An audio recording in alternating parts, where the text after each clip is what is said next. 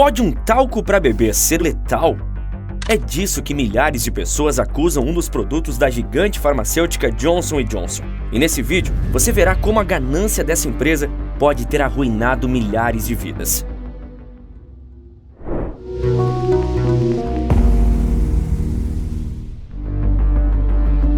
Darlene Cocker, uma cidadã americana, mãe de 2 crianças, morava na cidade de Lumberton, no leste do Texas, na década de 80. Darlene tinha uma vida tranquila. Em 1999, sua vida sofreu uma triste reviravolta, quando descobriu que estava morrendo. Um tipo de câncer chamado mesotelioma havia se formado na delicada membrana que cercava seus pulmões. Nem ela, nem os médicos faziam a menor ideia de como Darlene tinha desenvolvido aquela doença, mas eles sabiam que aquele câncer era tão raro quanto mortal.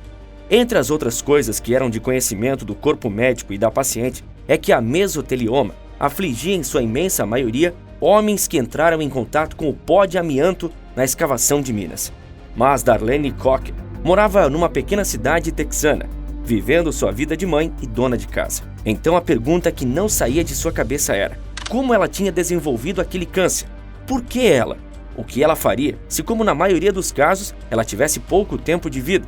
E em que situação deixaria suas filhas? É difícil até mesmo de se colocar em uma situação de tamanha agonia. Com uma dor incapacitante, Darlene decidiu contratar um advogado para ajudá-la, o Dr. Herschel Robson. Antes de advogar, o Dr. Robson tinha trabalhado em uma fábrica de borracha. Lá, ele tinha que garantir que o amianto ao qual os trabalhadores estavam expostos não excedesse os limites do estabelecido pelas autoridades. Assim, conversando com Darlene, o Dr. Robson se deparou com um suspeito da causa do câncer que não era nada óbvio: o talco para bebês da Johnson & Johnson. Ele já sabia que havia a possibilidade de contaminação nas minas de pós de talco com amianto, produto sabidamente cancerígeno. E Darlene tinha usado o talco para bebês da Johnson nas suas 2 filhas quando bebês, e em si mesma por toda a vida. Eles então decidiram processar a gigante farmacêutica sob a alegação de que a exposição contínua ao talco da Johnson era o motivo pelo qual ela estava travando uma luta pela vida. E qual foi a resposta da empresa acusada? Bom, você já pode imaginar. Ela negou e disse categoricamente que seus talcos eram livres de amianto. A Johnson conseguiu, ao longo do processo, evitar de entregar os resultados dos testes de talco e outros registros internos da empresa que o advogado Robson havia solicitado. Com os adiamentos constantes e um atraso natural e contraproducente da justiça, Darlene Cocker fez a única escolha que lhe restava: desistir do processo. 10 dias depois, o relatório da patologia chegou. O tecido pulmonar de Cocker continha dezenas de milhares de fibras longas de 4 tipos diferentes de amianto. O relatório dizia: as fibras de amianto encontradas levantam uma nova questão de fato. Mas isso é apenas o início de uma história, quando a reputação da Johnson foi manchada para sempre.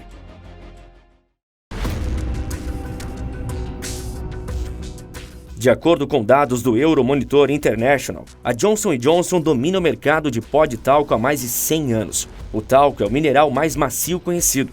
É chamado de silicato de magnésio hidratado e também é usado em vários produtos cosméticos e de cuidados pessoais, como batom, sombra e base.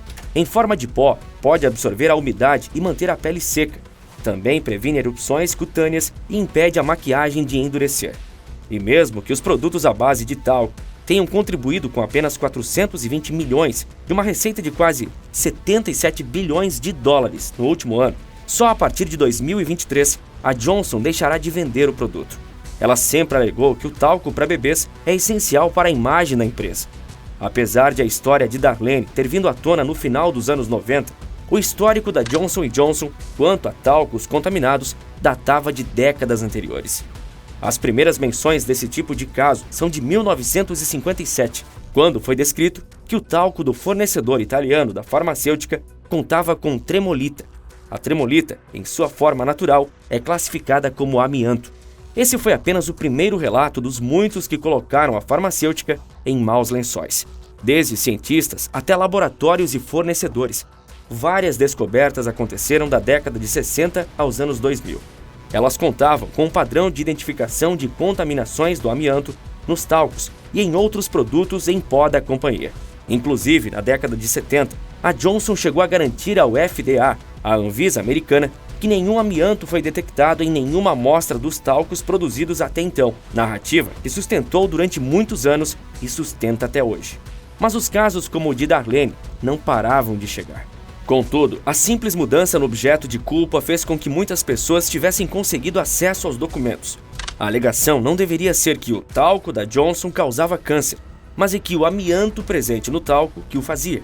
Na década de 70, a empresa enfrentou extensas investigações da FDA sobre a presença de amianto em seus componentes para talco. E aonde essas investigações chegaram? Apesar de a Organização Mundial da Saúde nunca ter reconhecido nenhum nível seguro de exposição do amianto, as investigações raramente tinham um fim favorável às partes mais lesadas.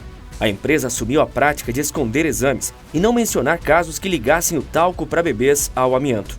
Então, a FDA propôs uma regra de que o talco usado nesses produtos não poderia conter mais de 0,1% de amianto. Não contente, a Johnson & Johnson pressionou a FDA para aprovar uma técnica de varredura de raios-x que permitia uma tolerância automática de 1% ao amianto. Isso significaria que um talco com até 10 vezes o limite proposto pela FDA poderia ser aprovado. A farmacêutica também encontrou brechas legais para escapar de uma investigação mais severa. Houve um pedido em que a Johnson não contou à FDA sobre um relatório de seu laboratório. Ela encontrou partículas identificadas como fibras de amianto em 5 das 17 amostras do pó de talco para bebês. Mas essa investigação da FDA e a história de Darlene Cocker, nos anos 70, estão num passado tão distante. Por que falar sobre isso hoje?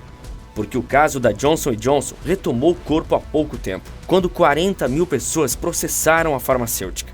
E foi isso, juntamente com a investigação e a publicidade, que a agência de notícias Reuters deram à questão, que conseguiram fazer com que a Johnson & Johnson parasse de comercializar os talcos para bebês com centenas de evidências de que causam câncer.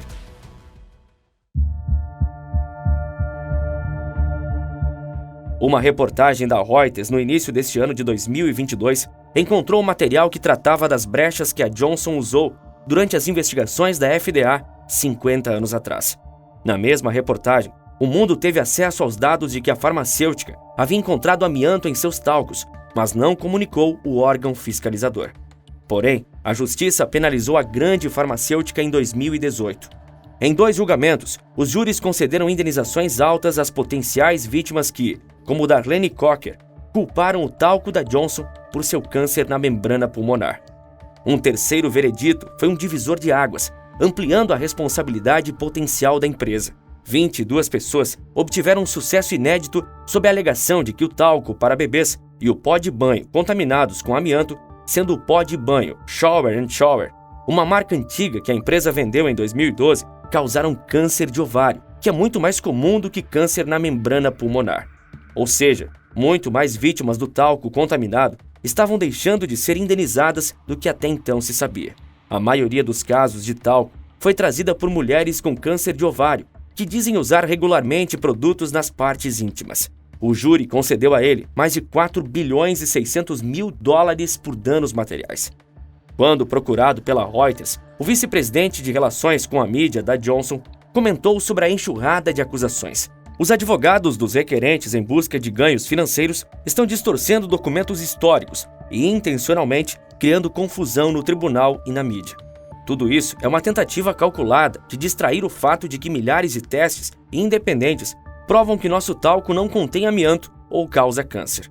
No tribunal, os advogados da Johnson & Johnson disseram aos jurados que os registros da empresa mostrando que o amianto foi detectado em seu talco se referiam ao talco destinado ao uso industrial. Sabe-se lá o que isso queira dizer. De qualquer forma, não colou.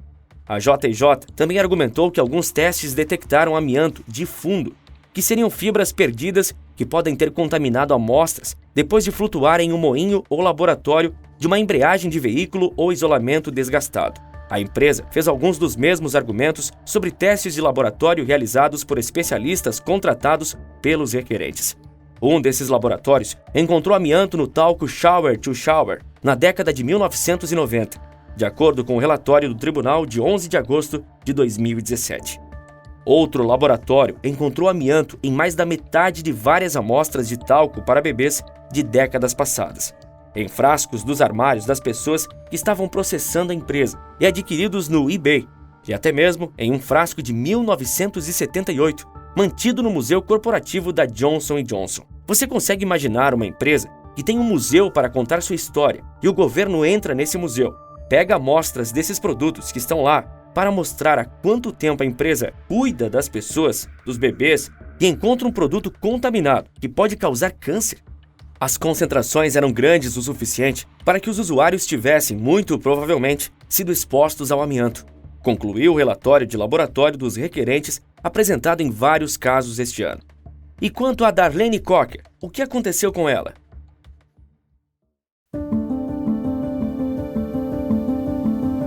Como Herschel Robson, o advogado que assumiu o caso de Darlene Cocker, havia trabalhado na prevenção do contato de trabalhadores com amianto, ele se concentrou em casos relacionados ao talco para bebês depois que conheceu Darlene.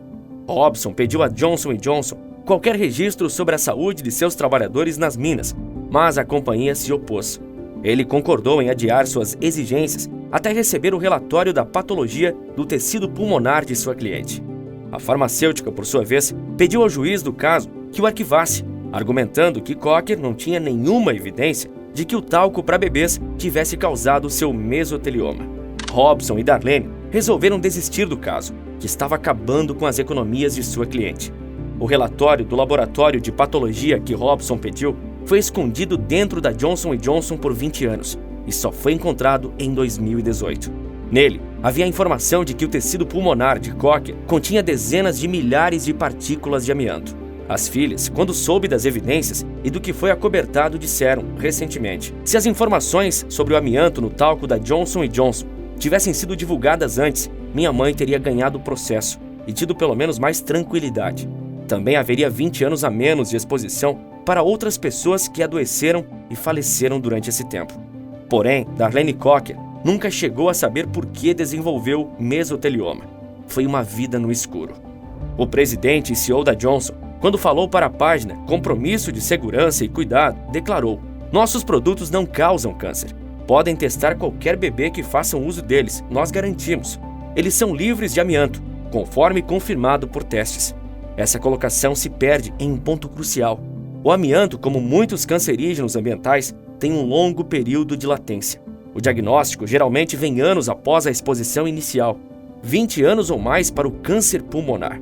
Hoje, eles podem ser seguros, mas o talco da Johnson tem sido vendido e usado pelos últimos 60 anos. Prova disso é que a colocação do CEO da Johnson, antes de ser editada, foi: "Nossos produtos de consumo à base de talco são, não podemos dizer sempre, livres de amianto, conforme confirmado por testes regulares desde a década de 1970. Mas nem tudo precisa ser triste. Darlene venceu as probabilidades e, ao contrário da maioria dos pacientes com essa doença, que perecem em torno de 1 ano após o diagnóstico, foi muito além disso. Ela viveu tempo suficiente para ver seus filhos darem a ela 2 netos. Morreu em 2009, 12 anos após o diagnóstico, aos 63 anos. Ela pôde, por algumas vezes, ver a Johnson & Johnson ter que encarar a justiça. É comum que as pessoas detestem grandes corporações, como o Google, a Apple e o Facebook. Mas existem outras grandes empresas que não têm tanta mídia e, consequentemente, não recebem tantas críticas e que podem ser até mais prejudiciais à sociedade. Essas companhias podem não só ser prejudiciais, como também arruinar vidas inteiras, como a gente viu aqui. Diferente da história que vimos, dezenas de pessoas conseguiram indenizações bilionárias, onde a justiça deu um veredito que pode dar margem a um pensamento de revolta contra a farmacêutica. Mas o que são 4 bilhões de dólares para uma das 10 maiores empresas do mundo, que é avaliada em mais de 400 bilhões? Claro que existe um sentimento de injustiça quando vemos casos em que a ganância irrefreável pelo lucro causa erros irreparáveis no processo. Nesse momento, você deve estar despejando todos os xingamentos possíveis contra a Johnson & Johnson e até queira que ela seja fechada. Mas nem toda a história é um conto de fadas. Poucas são. Empresas como essa são essenciais para o mundo industrializado, conectado e globalizado dos dias de hoje.